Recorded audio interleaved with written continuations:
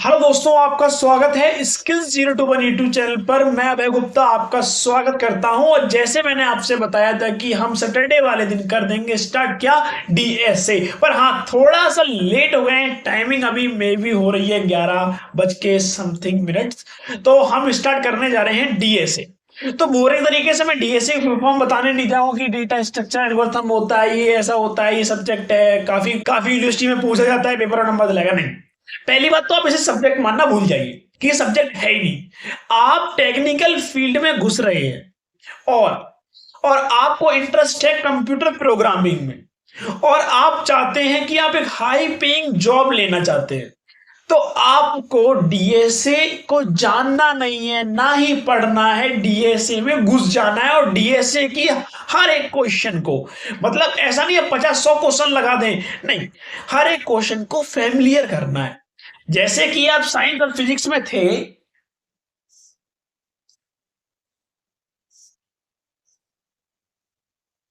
जब हम biology science पढ़ते थे, तो अब हमें पता है ना इसका मतलब क्या होता है, बताने की जरूरत नहीं है ना। जानते हैं ना आप इसे इसे बेंजीन रिंग बोलते हैं। तो हमें पता चल गया ना कि ये बेंजीन रिंग है।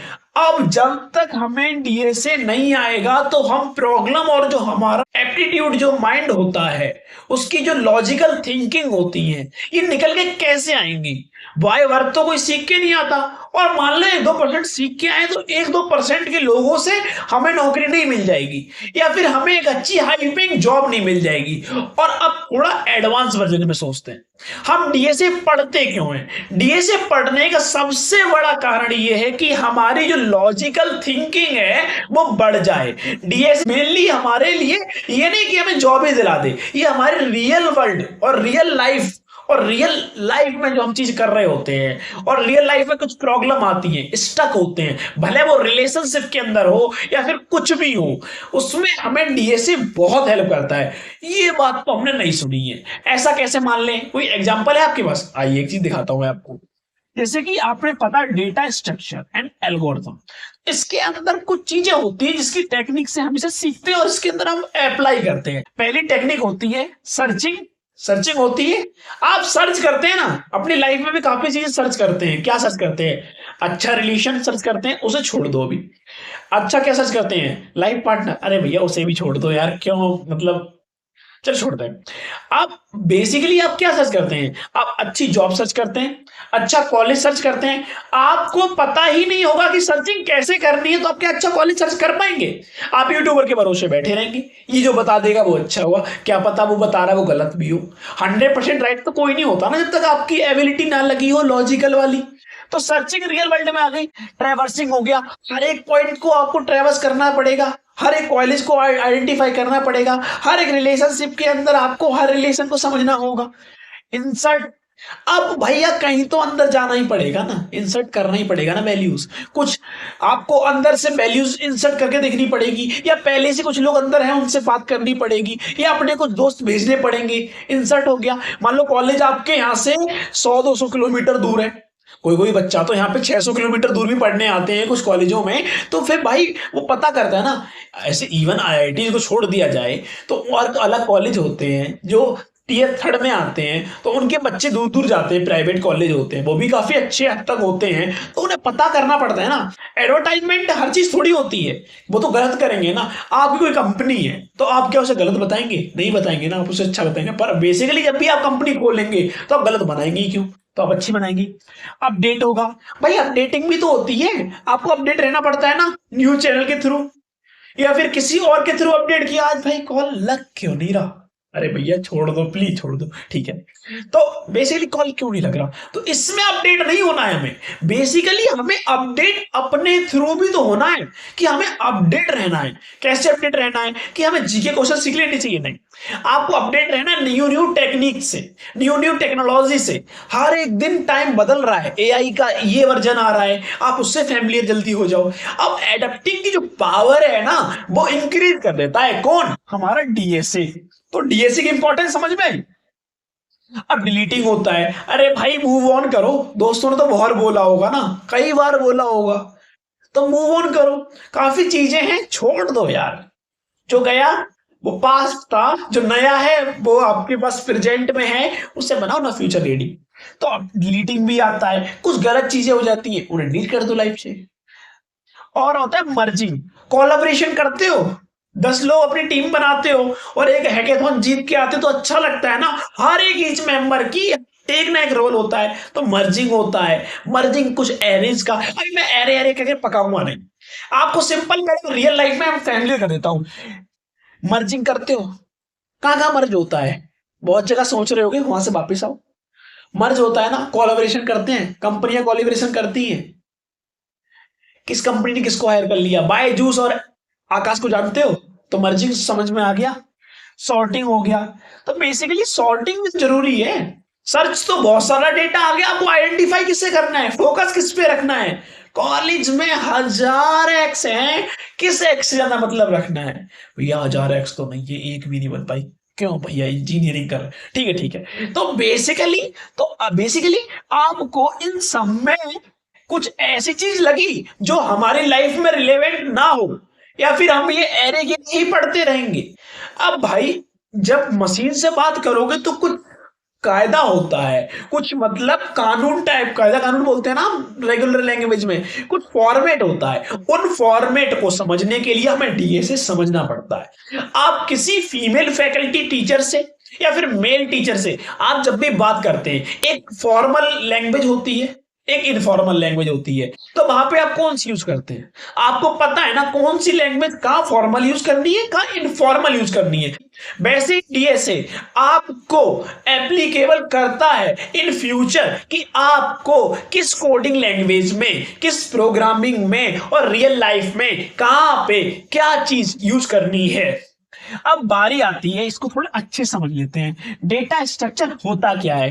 तो डेटा स्ट्रक्चर मैं इतना मानता हूं कि आप प्रोग्रामिंग लैंग्वेज एक सीख चुके तो डीएसए के बारे में कुछ पता होगा। और मैं एक चीज और मान लेता हूं, अब ये मानते हैं कि आपको और मुझको कुछ नहीं आता है, जीरो है, तो हम with the help of social media पे इतनी भी साइट्स हैं, with the help of books, with the help of everything जो रिलेवेंट है हमारे डीएसए से, जो एकदम अच्छे ऑथर से लिखी हुई है और अच्छे टीचरों से गाइडेंस के साथ में, हम दोनों लोग सीखने वाले हैं। क्या सीखने वाले हैं? Data structure algorithm. इसको समझने के लिए पहले हमें समझना होगा कि डेटा स्ट्रक्चर होता क्या है। उससे पहले डेटा क्या होता है? एक इंफॉर्मेशन आपके पास होती है, वो इन्फॉर्मेशन किसी भी फॉर्म में हो सकती है, टेक्स्ट के फॉर्म में, ऑडियो के फॉर्म में, या किसी भी फॉर्मेट में, जो फॉर्मेट आपके पास हो, तो उस फॉर्मेट को तो हम डेटा बोलते हैं। अब उस डेटा को हमने एक काम किया, इसको एक काम करते हैं, डेटा छोड़ते हैं, नॉर्मल तरीके से समझते हैं।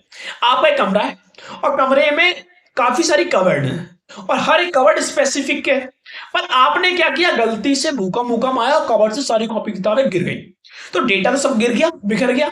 अब उस डेटा को अपनी अपनी जगह पे रखना आसान है क्योंकि आपको पता है। अब मान लो एक और कंडीशन, आप दूसरे रूम में गए, बेसिकली बॉयज के रूम में गए, फीमेल्स देख रही है तो उनका तो रूम अच्छा ही होता है, तो मेल्स के रूम में गए, जिसमें स्टूडेंट्स होते हैं, हॉस्टल स्टूडेंट के रूम में गए और देखा सब कुछ पड़ा हुआ है अलग अलग। अब कोई स्पेसिफिक चीज आपको लेनी है, मतलब आप किसी और के रूम में गए और आपको चाहिए, तो वो ढूंढना बहुत मुश्किल है। बेसिकली जो उस रूम में रहता है वो तो उठा के दे देगा, पर आप नए पर्सन के तो आपको दिक्कत होगी ना। और जब डेटा स्ट्रक्चर की बात हो रही है तो आप एक कंपनी, हाई पे कंपनी का सोच रहे हो, उस कंपनी का जो भी ऑनर होगा तो वो तो यही चाहेगा ना कि हमारी कंपनी के हर एक साइट, हमारे हर एक प्रोडक्ट, हमारी हर एक चीज जो हम पर्सन को प्रोवाइड कर रहे हैं, हम जो यूजर को प्रोवाइड कर रहे हैं, वो एकदम डेटा के फॉर्मेट में हो, जो आए आंख बंद करके इस पे क्लिक करे और उसे मिल जाए। तो यही तो अप्रोच होती है ना हर एक कंपनी, या आपकी कंपनी फ्यूचर में होगी या मेरी होगी, तो हमारी यही तो अप्रोच रहेगी कि बेसिकली ये हो जाए। तो यही प्रोवाइड करता है हमारा क्या, स्ट्रक्चर।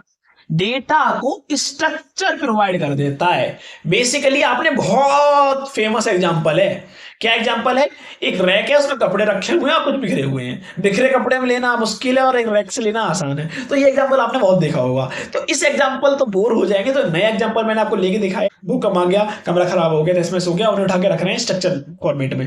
अब ऐसी हमारी फाइल्स पड़ी होती हैं, अब कॉलेज की ये फोटो, उसकी फोटो, इसकी फोटो, सब उल्टी सीधी पड़ी है, अब एक फॉर्मेट बना लेते हैं ड्राइव में, कि फर्स्ट ईयर का ये, सेकंड ईयर का ये, या फर्स्ट सेम का ये, सेकंड सेम का ये, थर्ड का ये, फोर्थ का ये, तो ऐसा बना लेते हैं ना, तो उसे क्या बोलते हैं, डेटा को अपने स्ट्रक्चर प्रोवाइड कर दिया है, डेटा को इनहांस कर दिया है, तो उससे क्या बोलते हैं, डेटा स्ट्रक्चर। अब बारी आती है कि एल्गोरिथम क्या होता है। एल्गोरिथम को आपको जो मैंने डेफिनेशन लिखी इसे समझ में नहीं आता, फिर मैं एग्जांपल दे दूंगा। Step by step description of any program in general language. मतलब कहना क्या चाहते हैं, एल्गोरिथम को आप ऐसे समझ सकते हो, आपका एक एग्जाम है और एग्जाम आप देने जा रहे हो, अब एग्जाम के अंदर जो लिखोगे उसका फॉर्मेट तो भैया सीधी बात स्टैंडर्ड होगा। जैसे कि प्रोग्राम हमारा बाइनरी मांगता है और प्रोग्रामिंग लैंग्वेज हमारी प्रोग्रामिंग लैंग्वेज मांगती है, तो वैसे ही कोई भी प्रोग्रामिंग लैंग्वेज सी हो सकती है, सी प्लस प्लस हो सकती है, जावा, पाइथन और जितनी भी लैंग्वेज है वो हो सकती है। पर जब भी आप पेपर देने जाते हो अपने दोस्त से बोलते हैं भाई तो यार अपनी लैंग्वेज बता दे, जैसे बता पाए इसे लिखना है, कैसे लिखना है, मतलब क्या पेपर में आएगा। अच्छा ए भाई एक बता दें ये कांस्टेंट का फॉर्मूला क्या होता है, भाई ये कांस्टेंट सॉरी भाई फॉर्मल रीडिंग होती क्या है, भाई फॉर्मल मतलब क्या होता है, लेटर कैसे लिखते हैं, भाई इसका फॉर्मेट क्या होता है, तो वो एकदम लेमैन लैंग्वेज में समझा देता है, भाई ऐसे ऐसे होता है। भाई ये समझ में नहीं आ रहा है कि ये ग्रेविटी कांस्टेंट क्या होता है, ये ग्रेविटी क्या होती है, भाई ऐसी ग्रेविटी होती है। तो वो आपको ये थोड़ी होता है कि भाई वो तो मजाक में बोल देगा भाई न्यूटन बैठा हुआ तो ऊपर से एप्पल गिर गया, भाई एप्पल ऊपर से गिरता है नीचे आता है सिर पे लगा, वही उसे लगा ग्रेविटी होती है। तो ये थोड़ी लिख दोगे क्या, आपको समझ में आ गया है कि आपको कैसे स्ट्रक्चर में लिखना है, क्योंकि आपको डेटा स्ट्रक्चर आता है पर एल्गो नहीं आती थी, पर एल्गो आपके दोस्तों ने बता दी लेमैन लैंग्वेज में। भाई यहाँ पे लिखा है कि स्टेप बाय स्टेप डिस्क्रिप्शन, मतलब लाइन बाय लाइन, मतलब स्टेप बाय स्टेप डिस्क्रिप्शन कर देते हैं हम किसी भी प्रोग्राम का जनरल लैंग्वेज में। एग्जांपल लेते हैं, बहुत फेमस एग्जांपल है, चाय बना लो या मैगी बना लो, इससे थोड़ा बोर हो गए हैं, थोड़ा आगे उठते हैं। एक सिंपल एग्जांपल लेते हैं, आपको एक टेक्स्ट लिखना है अपनी एक्स को और मिलते हैं चाय पे, तो ऐसा लिखना हो तो कैसे लिखेंगे आप, सिंपल चाय बनाएंगे क्या, ना ही आप क्या खोलेंगे, कोई ऐसा सोशल मीडिया प्लेटफॉर्म खोलेंगे जिससे क्या हो सकता है कन्वर्सेशन, तो व्हाट्सएप से ब्लॉक हो, तो पेटीएम खोलते हैं, तो पेटीएम पे जाते हैं और जहां पे पैसे भेजने का होता है ना कॉन्टेक्ट से कॉन्टेक्ट में जाके अब हम उसे मेल करते हैं हाय, तो हाय चला गया, उधर से बाई चांस हेलो आ गया। अब हेलो और हाय हुआ और एक्स से बात हुआ, चाहे कि जो टेक्निक हुई, ये सारा फॉर्मेट हुआ ना सोशल मीडिया पे एक ऐप ढूंढा जहां आप अनब्लॉक है, उसके बाद उस पे जाके आपने टेक्स्ट लिखा हाय, उसके बाद जो भी रिप्लाई आया उसके हिसाब से आपने क्या किया, डिसीजन लिया, फिर आपने एरिया डिसाइड किया कि कहां पे चाय पीनी है, उसके बाद आपने चाय पी। तो एक फॉर्मेट हुआ ना, step by step description of any relationship with the help of social media account and social media platform and describe your ex very carefully कि आप बहुत से प्यार करते हैं, सही छोड़ते हैं। तो बारी आती है कि आपको समझना है एल्गोरिथम क्या होता है, एक स्टेप बाय स्टेप होता है, चाय बनाने का एक अलग स्टेप होता है, दूध गर्म करने का एक अलग स्टेप होता है, तो दोनों का स्टेप अलग है पर दोनों को हम अच्छे तरीके से जानते हैं, पर उसे स्टेप में लिखना वो आसान है, उसे आसान तरीके से किसी को भी समझाया जा सकता है। किसी रेसिपी देखी है, रेसिपी बुक होती है, 5 मिनट में ये बनाए, 2 मिनट में मैगी बनाए, 3 मिनट में ये बनाए, बनता कुछ नहीं है पर लिख देते हैं ना कि एकदम अटेंशन ग्रैब कर लें, पर बन सकता है ना, स्पेसिफिक से पढ़ के देखो। तो यही होता है हमारा क्या एल्गोरिथम। अब थोड़ी स्टैंडर्ड में बात करें कि जो डेटा स्ट्रक्चर होता है 2 पार्ट्स में डिवाइड होता है, पहला होता है लीनियर, दूसरा होता है non linear. Linear data structure, non linear data structure. Linear में आता है एरे, अरे एरे तो पढ़ा है, लिंक लिस्ट, स्टैक क्यू। भाई वैसे इंपॉर्टेंट कौन सा, भाई इंपॉर्टेंट सारे ही है, पेपर के हिसाब से नहीं पढ़ना है, ऐसे पढ़ो कि रियल लाइफ में यूज करना है, क्योंकि फिर बाद में आपको searching, sorting, insert, update, delete, merge, traverse ये सब कुछ करना है। तो भाई लिंक लिस्ट, स्टैक क्यू, ये 4 पॉइंट ये हो गए। नॉन लीनियर में हमने पढ़ लिया ग्राफ, एंट्री, और भी ऐड ऑन हो तब कर लेंगे, और फिर हम थोड़ा हायर आप बढ़े और थोड़ा अपनी माइंडसेट को और डेवलप करना चाहते हैं तो स्टैटिक एंड डायनामिक।